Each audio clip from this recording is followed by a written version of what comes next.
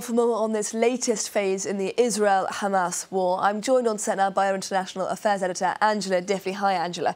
Now, a key stated aim of this latest stage of the war is, as we mentioned a little earlier, the dismantling of Hamas's vast network of tunnels underneath Gaza. This is a very different type of warfare to what we've been seeing up until now. Yes, in fact, one of the reasons the Israelis don't want to deliver fuel to Gaza is because they say that Hamas is using it, and they want Hamas to run out of fuel and be forced up from their tunnels to fight on the ground. They say they're using fuel for lighting and ventilation of their tunnels. This is going to be a completely different stage now of the war. We know that Gaza is very tightly packed, the buildings. We know that Hamas have anti-tank missiles, rocket-propelled grenades. That's the sort of ammunition they have. They can emerge at any point from a tunnel and ambush Israeli soldiers. So this is going to be a difficult challenge for the Israelis, and of course Hamas know the terrain extremely well. The Israelis have said that they say there is a vast headquarters, Hamas headquarters, under the main hospital in Gaza, and they hope to try to capture that. It would be an important symbolic victory for them, as they say they would then have captured the Hamas headquarters underneath the hospital. Aside from that, really complicating this task, of course, are the 242 hostages which are still being held in Gaza.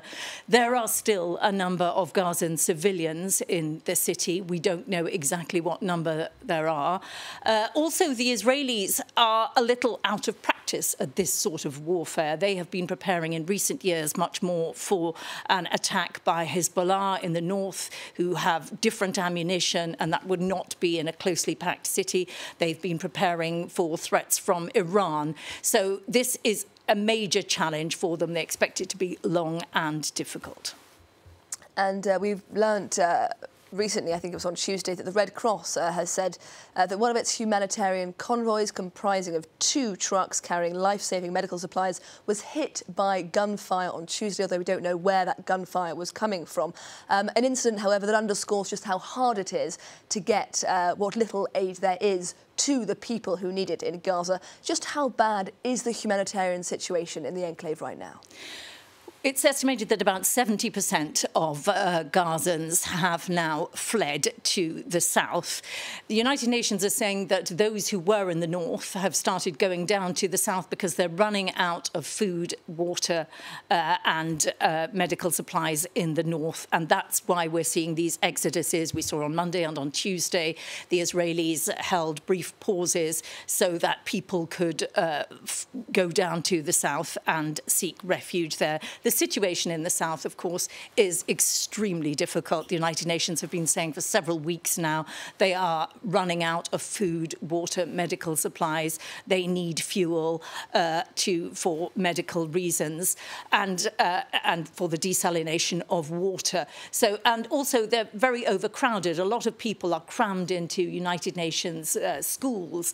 Hundreds of people using very, very limited facilities as they're all crowded together. There have been some bombs in the south as well, so they're not even entirely safe down there. This is extremely difficult for ordinary people who are stuck between the north of Gaza and now in this very difficult humanitarian situation in the south. Angela Diffley, our international affairs commentator, thank you very much.